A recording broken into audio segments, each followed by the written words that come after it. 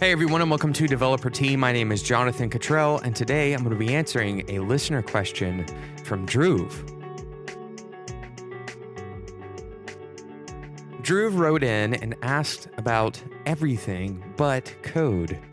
Dhruv asks, what should a beginner like me work on, other than learning to be a better coder? Should I work on documentation or testing, or should I only stress writing good code for now? How did you go about it when you were a beginner? First of all, Dhruv, thank you for writing in. I really appreciate each and every question that I receive on the Developer Tea website. That's developertea.com, which, by the way, that's where show notes for this episode and every other episode can be found. So what should you work on other than good code? And certainly, good code is not the only thing you should be focusing on, because it takes much more than good code to make a great programmer. We've been talking a little bit about what good code is recently on Developer Tea, and we're going to continue talking about it so that we know what it means when we say good code. For example, clarity and following things like the solid principle. But there is far more to being a good programmer than just simply writing good code. Before we dive in, I do want to say that to write good code, I think testing is an essential part of that process. So don't skip out on testing. You certainly need to know how to test your code well in order to write good code in the first place. So you can't focus on testing without focusing on coding, and you can't focus on coding without focusing on testing. So I'm going to lump testing into that category of coding. This is perhaps a controversial opinion, but I would also say that good documentation is necessary for your code to be good. Now, the reason that might be controversial is because a lot of us like to think that good code documents itself. But the reality is that there is a lot to be said for good documentation as well. So I'm not going to talk about documentation or testing, actually, Dhruv. I'm actually going to talk to you about some other skills that I think are absolutely essential for a programmer to be a great programmer. Now, to frame the way that you're going to think about this idea, I want you to think about a great singer, a great vocalist. Does she only need the ability to sing well in order to be a great musical artist? Well, you may say yes, to some degree that is true, but if that person only sings in the shower, or if she only performs in a setting with her friends, or maybe at a karaoke bar, it's very unlikely that she's ever going to be considered a great singer. And the main reason for that is because she needs a platform. She needs the proper place in order to practice her skills. And in order to get to that place, she needs to build relationships around her. Not only that, but she also needs the ability to perform on demand, which means that she needs to be able to perform immediately at the drop of a hat. She needs to have the comfortability with her skill set to practice that skill set at any given point in time. This requires that she's healthy. This requires that she's rested. So there's all of these different parts and pieces that go into this person being a great musical performer. The same is true for programmers. To be a great programmer, or really to be a great anything, there is a lot more to it than the core skill. Now, I'm going to take a quick minute for a sponsor break, but then I'm going to come back and give you guys just a few, certainly not all, but a few of the things that you should be focusing on beyond being a great coder. There's extra things that support your ability to perform at the right time, at any given time, in the right place. Thanks so much to today's sponsor, Harvest. Any good programmer knows that you need to know where your time is going in order to spend it well. Do you know how much time you're spending on every feature or tweak or bug fix for a client? Well, Harvest is a time tracking tool that will help you get a handle on that. It's built for understanding where your time is going, and for developers, it takes the pain out of time tracking because you can start a timer directly from your issues in Trello or GitHub or JIRA. You don't have to search for your timesheet. There's an official Chrome browser extension that'll drop the timer directly into Trello or whatever you use. Not only will you understand how much time you're spending on client work, but you'll be able to turn your billable hours into an invoice from Harvest directly in just a few minutes. Harvest, of course, integrates with PayPal and Stripe, which makes it easy for you to get paid. And Harvest, normally they have a 30-day free trial at getharvest.com. But after your trial, if you enter the code TEATIME, that's TEATIME, you can save 50% off your first month. So go to getharvest.com and use the code TEATIME to save 50% off your first month. Thanks again to Harvest.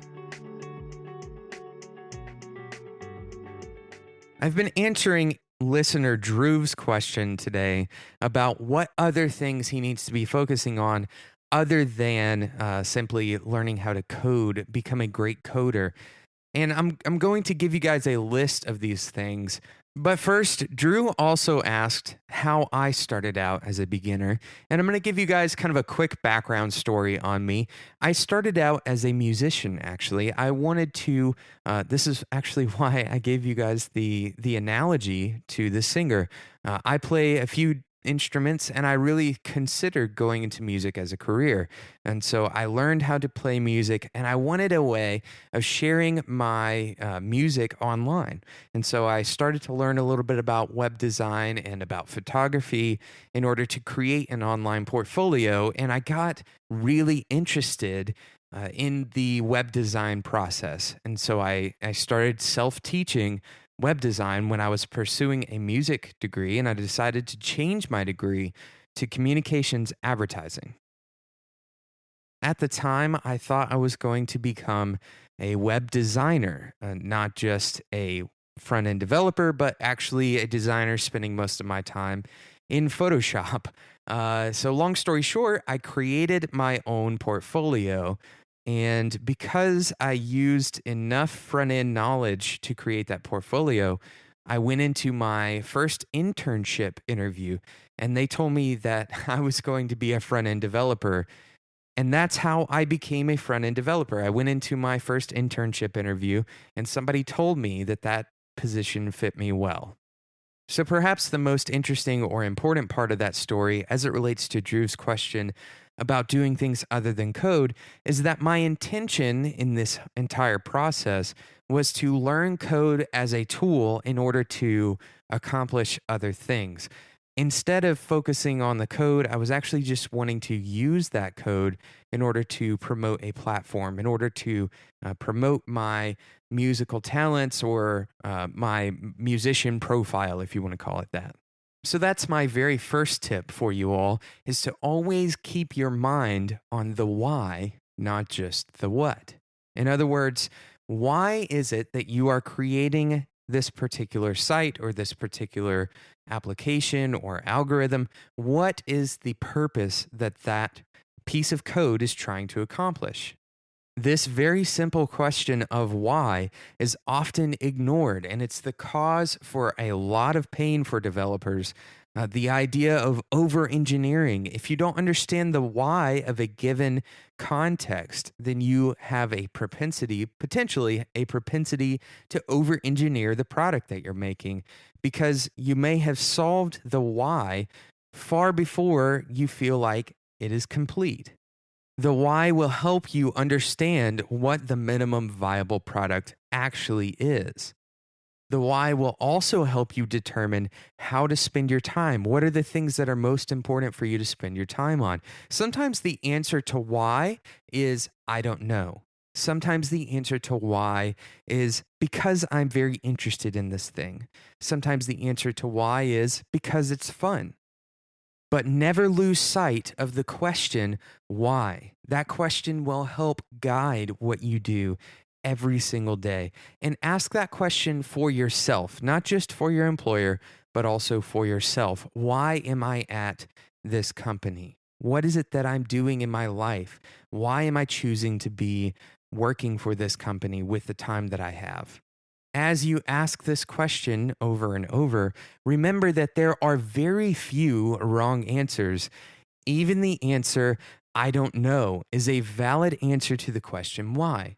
And the reason for that is because the answer may not always be apparent. Sometimes we have to explore to uncover the answer to the why. But if you never ask the question why, then you don't ever really put time into things intentionally. Instead, you're just kind of floating along and doing things accidentally because, well, you don't know, because you've never asked yourself, why am I doing this? Why am I choosing to spend my time in this particular way? Now, I have not read the book, but there is a book by a guy named Simon Sinek. He actually got very popular because of a TED talk that he did called Start with Why. So, if you're interested in this concept of start with why and asking that question over and over in your life, you may want to check out the book. Again, I have not read it, so I can't recommend it necessarily, but it has been recommended by quite a few smart people. Obviously, it's a high-selling book, and the TED Talk is good. I really enjoyed the TED Talk, so go check that out at the very least. We'll include a link to that in the show notes, of course. So I'm going to run through the rest of these relatively quickly because I think that first one is really the most important one, that's starting with why and asking yourself why over and over. But there are a few more things that I think are important to focus on. The first one is also very important, perhaps the second most important thing, and that is that relationships and learning how people think are the most common ways to advance your career. Having a relationship with someone is most often the way that you become hired or promoted. And the reasons for this are relatively clear. Most decisions are made not only based on the objective reasoning around a person's credentials or perhaps their skill set, but also the subjective reasoning around how well they deal with people. And if you know how to deal with people, then you're always going to have a leg up on your competition. So take some time to learn about how people think, how people work, how to make good relationships. There's a obviously canonical book at this point called How to Win Friends and Influence People. I'm certain that I've mentioned it on the show before, but if I haven't, check the show note links. If I could summarize the book in one sentence, it would be very simply start caring about what other people care about as much or more than what you care about, and start acting on behalf of other people. And this has to be genuine. You can't act on someone's behalf just to get them on your side. People can actually detect when you are faking it. So act on somebody else's behalf. Start caring about what other people care about. Show genuine interest in what they are doing. These are the easy ways to build relationships with the people around you, including people like your boss, including people like your coworkers. There's obviously a lot of information about relationships and relationship building and career building as it relates to relationships. So I'm not going to list all of the books and the podcasts and all of the other resources that are available for you. But just know that this idea of building relationships is incredibly important to your career and your advancement, as well as your general happiness. Relationships are a kind of a building block of being a happy, healthy, successful person, regardless of your profession, whether you're a programmer or not. Relationships are always important, and they're important enough to invest some time in. They are important enough to invest time in. So if you have a couple of friends that you haven't hung out with in a while, it's probably worthwhile to hang out with those friends. It's probably worthwhile to do something extra for the people around you, for those relationships in your life. So we've been talking about some pretty soft skills up until this point. I'm going to flip the switch on you. The next thing that you should focus on beyond just writing good code is math. Just basic math, algebra and trigonometry. If you really want to get into it, maybe a little bit of calculus, but algebra and trigonometry, these things are going to come in handy all the time, even in basic programming. Algebra and trigonometry, these things are constantly used in just about every kind of layout situation for UI. Good math skills are necessary for basic finance. All of the things that you're going to encounter that have anything to do with solving for a given variable are going to relate to algebra. So spend some time, if you don't have strong math skills, spend some time learning math. I would recommend the Khan Academy courses for this. If it wasn't for Khan Academy, I most likely would not have come out of calculus with an A. So thank you, Khan Academy. A link to these specific math classes will be in the show notes as well. So spend some time, learn some math. Just do a couple of quick math problems that are really basic. I recently refreshed myself on some trigonometry. This kind of stuff comes in handy without you even realizing that it's going to come in handy. You knowing how to solve these kinds of problems, that is a skill that you will use over and over and over, and it will never become useless. The next area that I think you should be focusing on is learning how to write very well. Now, I'm not talking about code. I'm talking about using language in an effective manner. And a very easy way to do this, a very common way of practicing this, is to write a 100-word blog post 2 or 3 times a week, even if you did it 1 time a week. This practices the skill of writing, of communicating through the written word. This is another skill that will never become useless to you. Investing time in being able to write well, it all comes through practice. It takes practice over and over and over, writing over and over and over.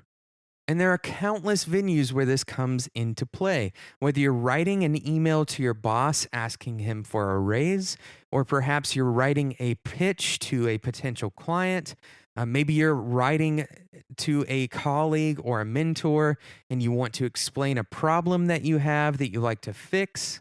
Being able to write well is an essential skill, especially in today's age where most of our communication happens through a written form or a typed form, if you want to call it that, but through a form that is not face-to-face. A lot of our communication happens online in an email or on a website, and so having the skill of presenting words in the written form is going to pay you back over and over and over. If you need a little bit of inspiration to start a blog, go and listen to the episode where I interviewed John Sonmez. It's a Developer Tea episode, and John and I talk about the importance of a brand, of a personal brand for developers. Go and check that out, and hopefully you'll come out of the other side of that wanting to start a blog for yourself, and that is a great way to learn how to write better. Lastly, you need to learn how to rest and how to recuperate.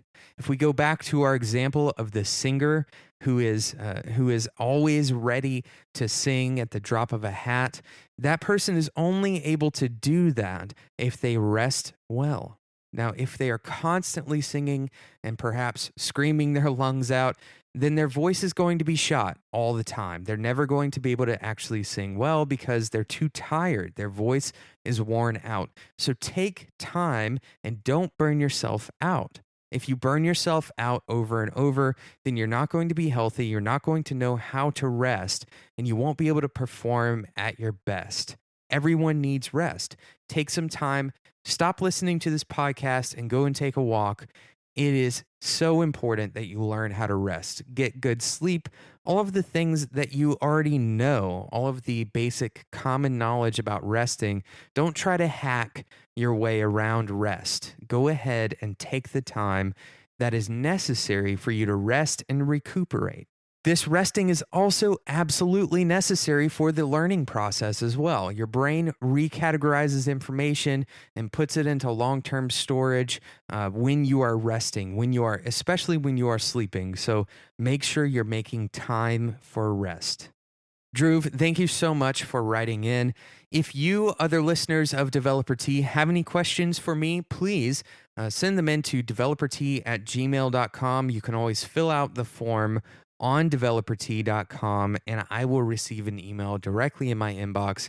I read every single question and every single comment that I receive. And speaking of comments, I would very much appreciate, if you are enjoying this show, a review in iTunes.